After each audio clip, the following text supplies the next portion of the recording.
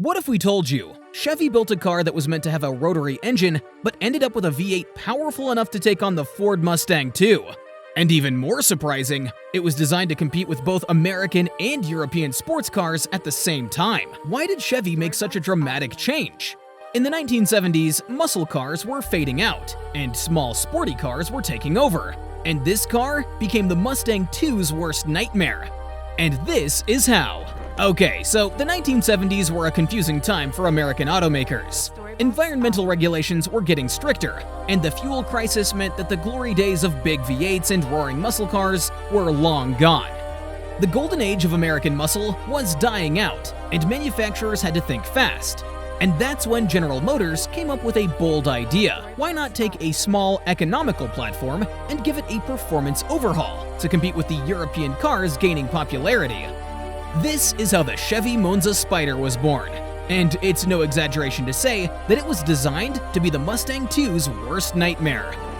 But the Monza was much more than a competitor to Ford's underwhelming Mustang.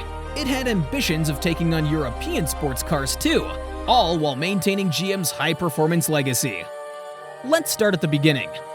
The Chevy Monza made its debut in 1975, based on the Chevy Vega, which had its own set of problems. The Vega was a small economical car, but it was plagued with reliability issues, something that definitely didn't help its reputation. But GM saw potential in the platform and wanted to give it a new lease on life with the Monza. Originally, GM had a wild idea to power the Monza with a Vonkel rotary engine, a design known for its compact size and high revving nature. But as cool as that idea was, it didn't last long. The rotary engine suffered from poor fuel economy and emissions issues, especially with the new EPA regulations coming into effect. In a time of skyrocketing gas prices and stricter environmental standards, the rotary just wasn't viable. GM shelved the rotary engine plan, leaving them scrambling for a replacement. So, instead of the rotary, GM decided to equip the Monza with a variety of more traditional engine options, including a small block V8. But what really set the Monza apart was its sleek, European-inspired design. John DeLorean, a name that most car fans know, even nicknamed it the Italian Vega because of its resemblance to the Ferrari 365 GTC4. This was not your typical American compact car. It was something entirely different, something that aimed to blend performance with European style. The Monza's styling was bold, featuring rectangular headlights, a sloping grille, and a fastback roofline. It looked sharp from every angle and stood out among other small cars on the market. And with this sporty design, GM knew that they had something special on their hands. As great as the standard Monza was, GM took things a step further with the introduction of the Monza Spyder in 1976. The Spyder wasn't just a styling package. This was GM's attempt to create a high-performance version of the Monza, one that could compete with both American and European sports cars. The Spyder came with a sport suspension, bigger front and rear stabilization bars, and upgraded shock absorbers. It was built for more than just straight-line speed. It was designed to handle curves and twisty roads, something that many American cars at the time struggled with. The Spyder's handling improvements were no joke, and they helped the car earn a reputation as a capable driver's car. Visually, the Spyder stood out, thanks to its distinctive Spyder emblem, bold stripes, and front and rear spoilers that gave it an aggressive stance. Now, these design elements weren't just for looks, though the spoilers did help improve the car's aerodynamics and high-speed stability. The car looked fast, and with the right engine, it could back up those looks with some real performance. Now, let's talk about the engines. The base Monza came with a 2.3-liter four-cylinder engine, which wasn't exactly thrilling. But GM knew that enthusiasts would want something more. That's why the Monza Spyder was available with a range of more powerful engines, including the 305 cubic inch 5.0-liter V8, typically producing around 120 to 130 horsepower, which may not sound like much today, but back then, it was enough to make the Spyder competitive with cars like the Mustang II.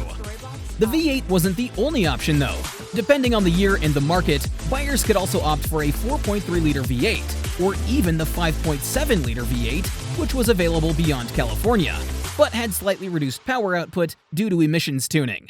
This setup still provided a strong performance boost, making it a popular option among enthusiasts. Despite its V8 options, the Spyder's performance was somewhat constrained by the era's stricter emissions regulations. However, one of the Spyder's biggest strengths wasn't just its engines, it was its weight.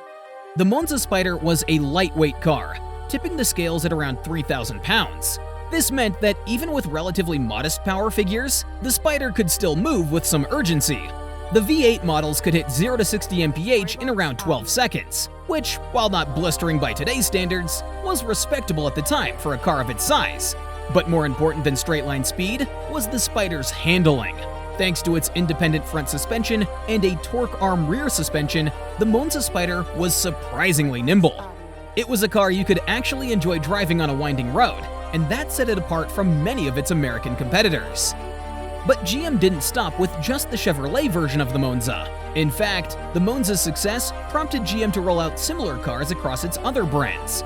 Buick had the Skyhawk, Pontiac had the Sunbird, and Oldsmobile had the Starfire. Each of these cars shared the same basic platform as the Monza, but had their own unique styling cues and, in some cases, different engine options. This multi-brand strategy allowed GM to cover all of its bases and offer something for just about every type of buyer. Whether you wanted the sporty look of the Monza Spyder, the more luxurious feel of the Buick Skyhawk, or the muscle car attitude of the Pontiac Sunbird, GM had a car for you. Now, here's something you might not expect. The Monza Spyder wasn't just a cool-looking street car, it was also a successful race car. In the IMSA GT Racing Series, the Monza Spyder proved to be a formidable competitor, going up against the likes of Porsche and BMW. Al Holbert, a legendary American racer, drove a heavily modified Monza Spyder in the mid-1970s, and didn't just compete, he won. His race-prepped Monza, equipped with a Corvette engine and extensive upgrades, took home the IMSA GT Championship in both 1976 and 77. This success showed the Monza's potential when fully customized, even though the stock version wouldn't match that level of performance without some serious modification. The Monza's racing success wasn't just limited to the US either. In Australia, the Monza saw action in the Australian Sports Sedan Championship, driven by the legendary Peter Brock, a name synonymous with Australian motorsports.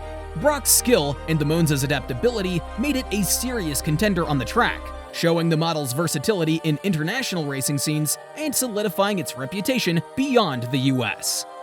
Even with its success on the track and its unique place in GM's history, the Monza Spyder didn't have a long production run.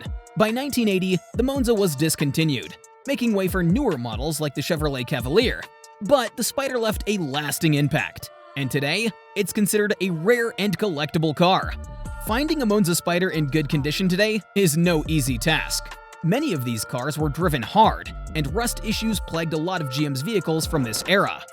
But for those who do manage to find one, the Monza Spyder offers a unique piece of automotive history.